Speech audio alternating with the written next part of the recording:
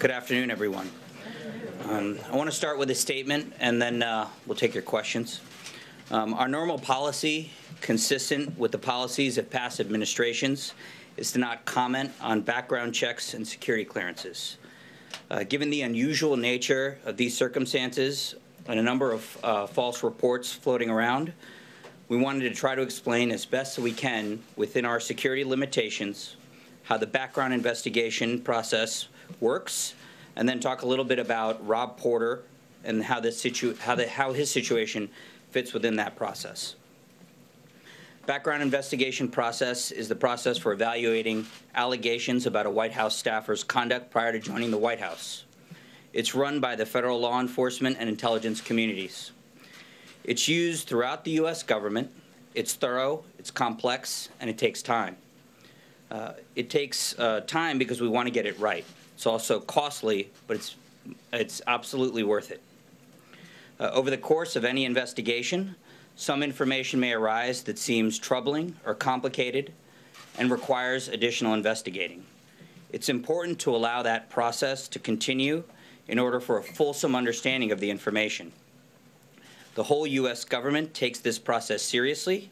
It's not politicized or interfered with, but we do push to obtain accurate, fulsome information as quickly as possible. Now let me talk about Rob Porter. The allegations made against Rob Porter, as we understand them, involve incidents long before he joined the White House. Therefore, they are best evaluated through the background check process.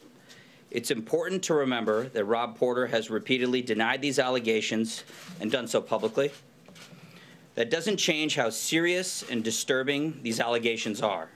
They're upsetting. And the background check investigates both the allegations and the denials. The investigation does not stop when allegations come to light. It continues to determine the truth. We should not short-circuit an investigation just because allegations are made unless they could compromise national security or interfere with operations at the White House. The truth must be determined. And that was what was going on with Rob Porter. His background investigation was ongoing. He was operating on an interim security clearance.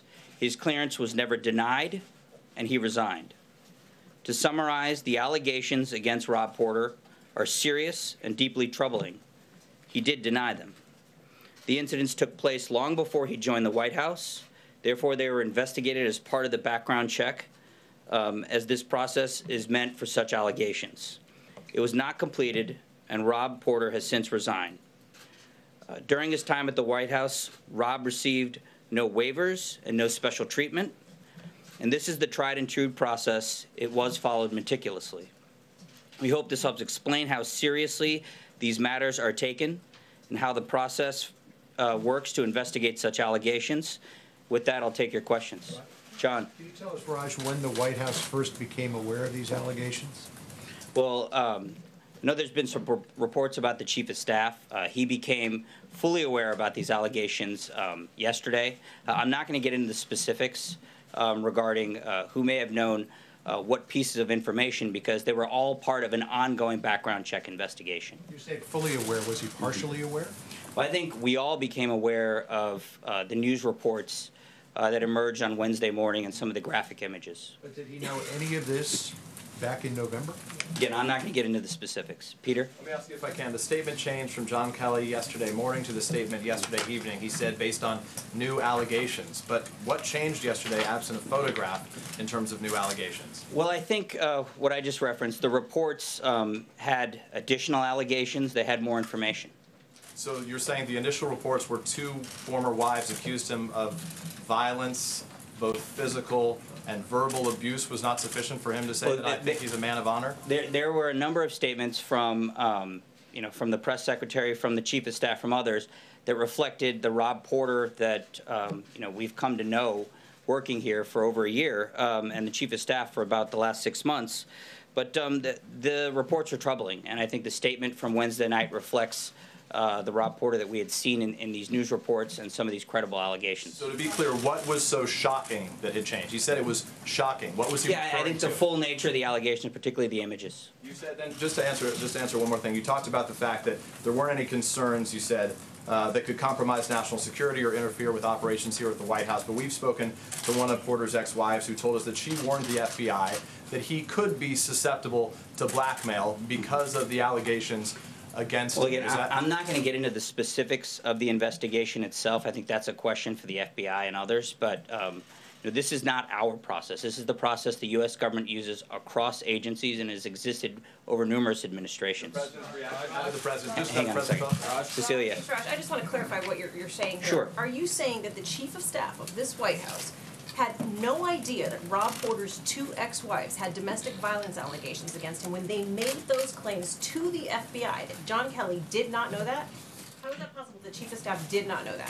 Well, again, this is part of an ongoing investigation. We trust the background check process, and the chief of staff does not get detailed updates about what may or may not have been alleged. This is a process. It involves a thorough investigation, and as I went through the process, it involves looking at not just accusations, but denials. Okay, one more question. The White House had said yesterday that Porter's decision to leave was a personal one, that he wasn't pressured to do so. So would Rob Porter still be on the job today had he not decided to resign? Well, Rob Porter was terminated yesterday, and his last day, his last day was yesterday. I know he came in earlier today to clear out his stuff. But would he still be on the job? I mean, Sarah Sanders made it Well, very he clear. offered his wasn't pressured to resignation, do so. and it was accepted. Jim. Yes, so in terms of the Chief of Staff's handling of all this, no regrets? Well, I think the second statement that he sent out reflected his thoughts, which is that these allegations are deeply troubling. They are shocking, and I think the first statement reflected, the Rob Porter that we have known. But let me ask you if I could follow up on that, because as you were coming out here yesterday, or Sarah Sanders was coming out here yesterday, you were releasing a statement from Rob Porter saying that he took those photographs. That appears to be an acknowledgement that this abuse took place, that he helped document it.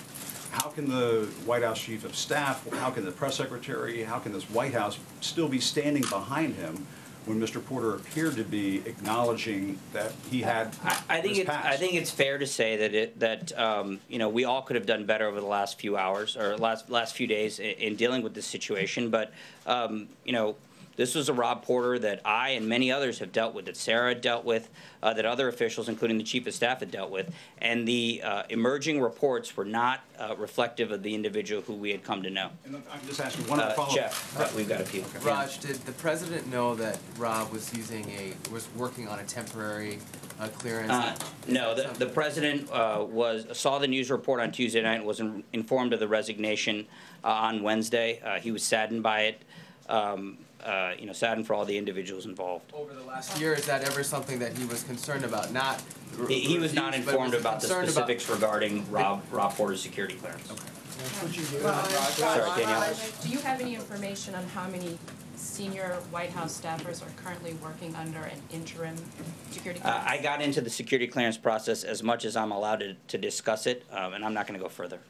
Yes. What is the White House's reaction to comments made by former White House aide Omarosa on Celebrity Big Brother, where she said, quote, she is haunted by the president's tweets. She described the situation inside the White House as bad and said it is not going to be okay. Not very seriously. Omarosa was fired 3 times on The Apprentice, and this was the 4th time we let her go.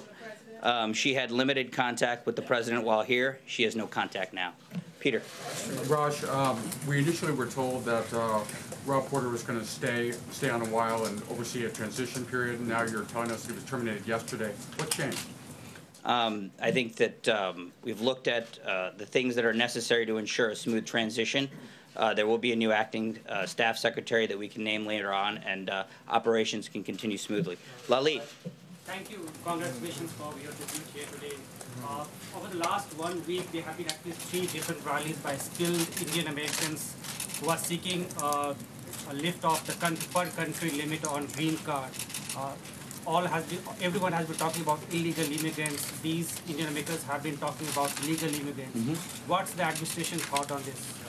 Well, I think the president wants to see legal immigration reform, wants to see us move from a process that currently exists in law of extended family chain migration toward merit-based immigration reforms. We want to ensure that people coming into the country are the best and the brightest, regardless of nationality, creed, religion, or anything else in between. We want to look at educational backgrounds, ability to contribute to the workforce in a way that helps American workers. So the president wants to see reforms that improve America's economy. Noah. Normally when you hire people, do you wait for the investigation to come back before hiring them? Is the burden of proof not on the people seeking the job to prove that they're qualified and don't have any skeletons in their closet? Or do they just get to come aboard and you wait and see if these That's what happens with the process tends to be a little bit different with the White House because there's a lot of officials coming in with the new administration and a lot of individuals coming in have an interim clearance. And then also, what about women who don't have photographs?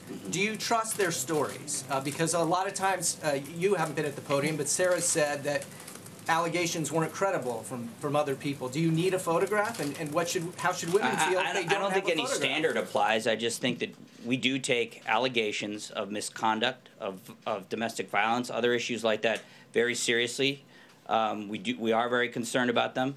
In this instance, in the case of Rob Porter, we relied on the background check investigative process. That process hadn't been completed, so we were relying on the information that we had. Anita.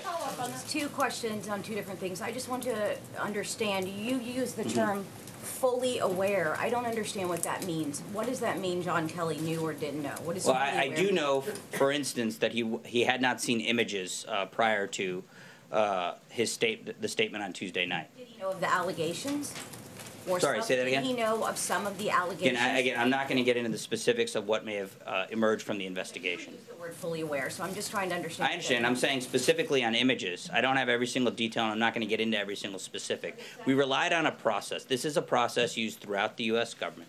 It's a process used by every agency for an individual seeking a security clearance. Rob Porter was never denied a security clearance. He was never given any special treatment. The process was still ongoing. We relied upon it. Okay. Yeah. I had a second topic, which was on Capitol Hill, members and their staffs are saying that because the court case regarding DACA is now, meaning that the administration is now accepting DACA applications again, that they feel that there's breathing room and that March 5th is no longer the deadline. March 5th is the deadline. And what's going to happen if they haven't done anything by then, because it doesn't look like we say they haven't done anything. What do you mean? If Congress isn't acted by March 5th, what is going to happen? Well, we fully expect Congress to take action on the president's immigration reform framework. Raj. Yeah, April. Okay, Raj, two questions. I want to follow up on Noah.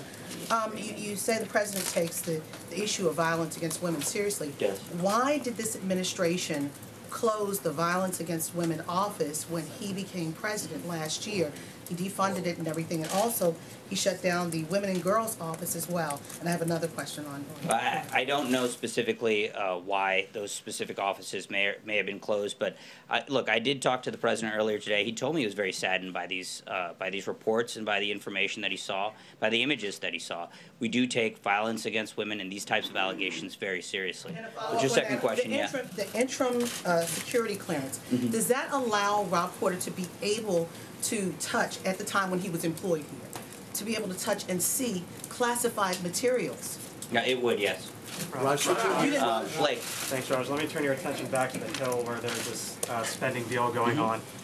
Republicans for years have said there needs to be fiscal restraint, years and years and years. Now we know that the deficit for the fiscal year, this fiscal year, is potentially going to reach $1 trillion. You've got the House Freedom Caucus saying about this deal, growing the size of government by 13% adds to the swamp instead of draining it. This is not what the American people sent us to do. Essentially, they're saying some within their party are being hypocritical. Is the president concerned about all of this spending? And what exactly is your plan to pay for it? He is concerned about spending in Washington. He's expressed that for years. Let me just say off the bat, we do support the 2-year spending bill that is being discussed and voted on in the House and Senate. It lifts the caps on defense spending, which is something that the Secretary of Defense, the President's generals have told him that they need to ensure that we rebuild our military, and protect our national security. With respect to deficits, we're going to be releasing a budget on Monday. The budget does move us toward a path of restoring fiscal responsibility. It reduces our deficit by trillions of dollars. I'm not going to get more specific. You guys will get more on Monday. But it does incorporate these budget caps, incorporates the tax bill, incorporates our other priorities. So we do think that that budget will outline a path toward fiscal responsibility. You're still going to be running deficits at that point, and now you've got this $300 billion cap to raise. So is it just economic growth? Is that the only way that economic growth is essential to cutting deficits and to restoring fiscal responsibility? Again, the budget will outline a lot more detail. Yeah. What can you tell us about the involvement of the White House Communications Director in crafting the statements that your office issued yesterday? Well, among them, you have the defense issued by the Chief of Staff. You have the statement that Sarah read from the podium in which Rob Porter calls the allegations against him vile and outrageous. What can you tell us about the extent to which the Communications Director was involved in crafting those statements? Well, I'm not going to get into the specifics, but I would say that all the statements were crafted by a number of senior White House officials. Margaret? One more question, Yeah. because you have repeatedly referred to the denials that Rob Porter issued. How much weight were those denials given within the White House? I think you've got to take allegations seriously. You've got to take denials seriously. And again, the statements reflected our experience with Rob Porter and other officials' experience with Rob Porter. But again, looking at more of the reporting and looking at more facts emerging, you saw the Chief of Staff statement, and the White House did accept his resignation. Margaret? Thanks. A couple more questions about this issue. Can you, it sounded like you're saying the investigation is ongoing, is that right? Well, I don't think, now that he's been terminated, I don't think it continues, but I could get back to you on the specifics. So I guess what I was going to ask is, once the investigation is totally completed and you're satisfied that you know the answers to those questions, could you elaborate more specifically on the first time anyone mentioned this to the president, when, I know that any issues regarding his security clearance weren't made available to the president prior to Tuesday. I'm sorry, hang on a second, please. I guess, does the president retain full confidence in his chief of staff? Yes. In his White House counsel, in his communications director? Yeah, absolutely. The president has confidence in his chief of staff, counsel, and communications. Can I ask you a finance question real quickly on the spending plan?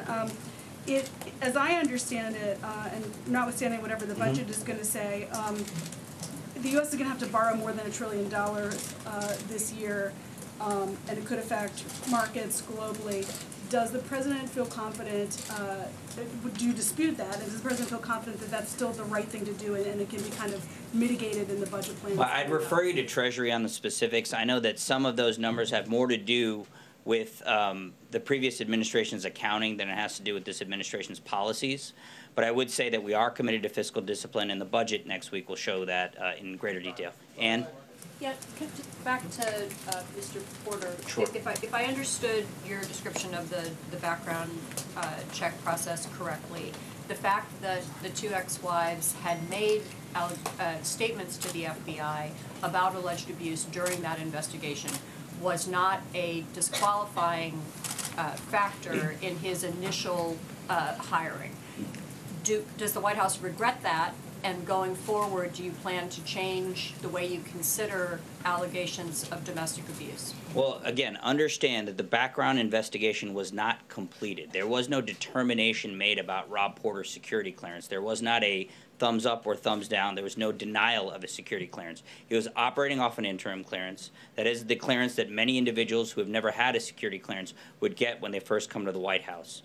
With respect to allegations made, again, every allegation has to be investigated. Any denial has to be thoroughly and fully investigated. We allow that process to play out.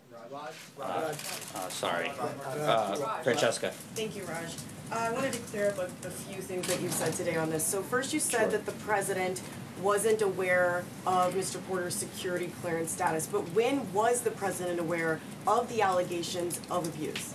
On Tuesday night when there was a report issued. And then secondly, you have said that Rob Porter was terminated twice in this briefing. Is the White House now saying that Mr. Porter was fired?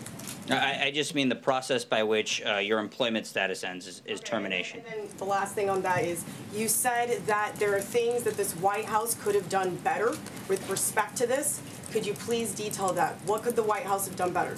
Well, I mean, again, I'm not going to get into a TikTok and all these detailed specifics.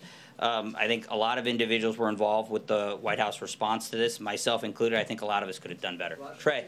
Thanks, Raj. Just clarifying on Francesca's point, and I have 2 questions for you. So Rob Porter was not fired by the Trump administration. No, he resigned and we accepted his resignation. Okay. And if I could follow up on, you said the president was saddened. You've spoken with the president about these allegations this morning. Can you give us a better idea about the concerns that the president had? This is a gentleman who was in the Oval Office, very close to the president, numerous times throughout the first year of this administration. What did the president specifically have to say about these allegations? He was surprised. You know, he, like many of us, did not see that in Rob Porter, did not see what these allegations have brought forward. And so he was surprised by it, he was disheartened by it, and he was saddened by it. And if I could ask you about the memo from the House Intelligence Committee. Sure. Do you have any sort of update on the timeline? Has the president made a decision, and where does the review process stand currently? Well, the review process is ongoing, and as we have said previously, we're using the same standards and the same process by which the Republican drafted memo was evaluated that was voted out of the House Intelligence Committee. It's going through both a legal and national security review. The president, you know, I think we previously mentioned the president was briefed by the Deputy Attorney General the other day. When we have more information and announcement, we'll make that available. John. Yeah.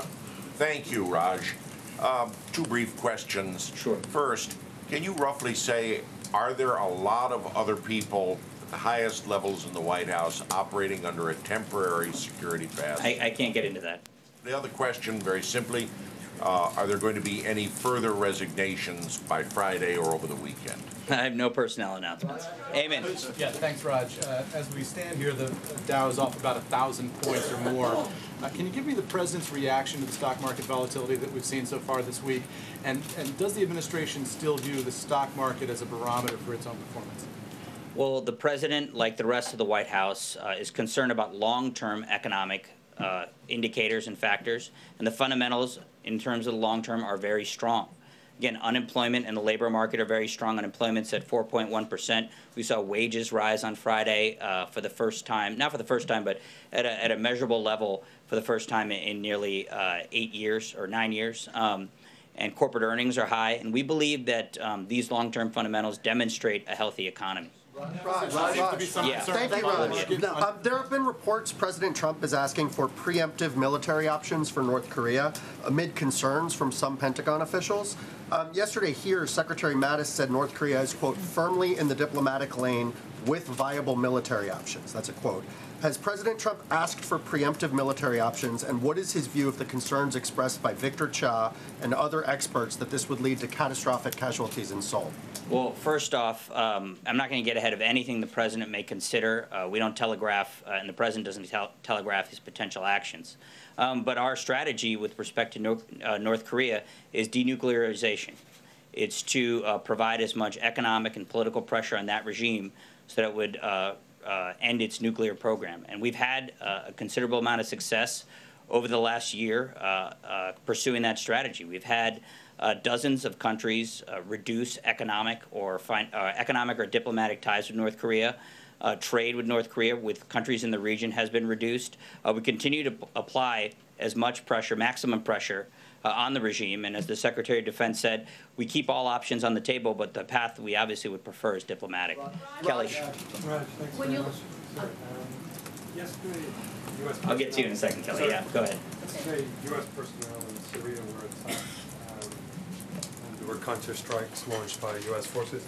I wonder if you could give us an idea of the President's involvement in this, and whether you have any indication that there were any Russian personnel involved in the strike against the attacks on U.S. personnel.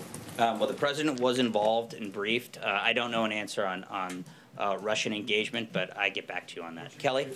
When you consider the Porter matter now, do you think that there were personal feelings, relationships in the White House among the senior staff, collegial and friendship relationships that clouded people's judgment on how this was handled? I think I'd point you to a number of statements that indicate that White House was prepared to defend Rob Porter based on initial accusations that we heard about and his denial. And that was based on our experiences with Rob Porter. And so, I mean, to answer your question, I think that the initial response was based upon that. Did anyone recuse themselves from participating?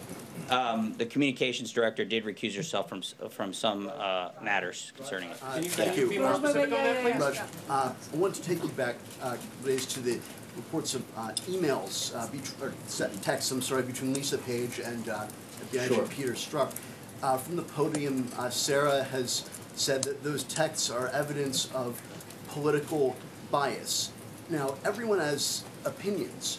So is the view of the administration that persons who are not fans of the president should not be allowed to investigate him?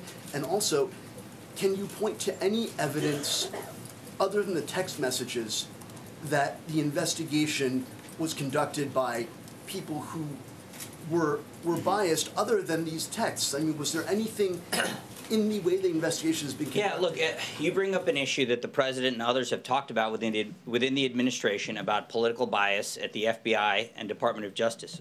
And this predates this investigation. There are a number of issues regarding how the Hillary Clinton email investigation was handled by the former FBI director and others in the FBI that have raised questions.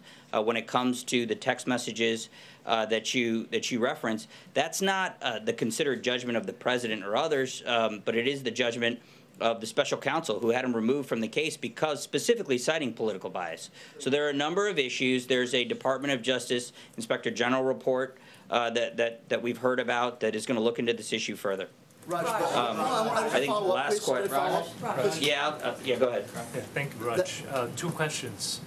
First, on President Trump and Dr. Kissinger's meeting, President Trump tweeted that they will discuss China and also other areas. Can you tell us more about their meeting? I think we'll have more information for you later on. It's the last question, Sagar. Raj, is Vice President Pence or Ivanka Trump willing to meet with Kim Jong-un's sister while they're at the Olympics? There's no meetings planned whatsoever. All right. Are you investigating reports of chemical weapons used by Bashar al-Assad in Syria? I'll have to get back to you on that. Thanks a lot, everyone.